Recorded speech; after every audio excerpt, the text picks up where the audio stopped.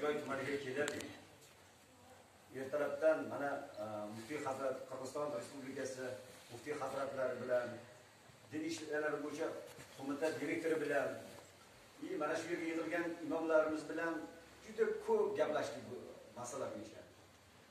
Bizni qirg'iz, o'zbek deb aytishimiz o'zi bir nima? Bir-biriga to'g'ri kelmaydi. Chunki biz bir urug'danmiz. Biz bir-birimizga juda yaqinmiz. Bizni hamma narsamiz o'xshash. Bir ariqdan suv ichamiz, bir yo'ldan yuramiz. Men yoshligimda dadam rahmatlik bilan mana shu avtobusda shu Qadamjoydagi bozorga kelardik. Shu vaqtlarda ham biz birga bo'lganmiz. Hozirgi mana shu bugungi uchrashuvimizni bir tarixiy vaqti bo'ldiki, biz ko'p yoshlarimiz shu tarixni unutib qo'yishyapti. Bizni bugungi kunda har tomonlama yaqinligimizni esdan chiqarib qo'yganmiz.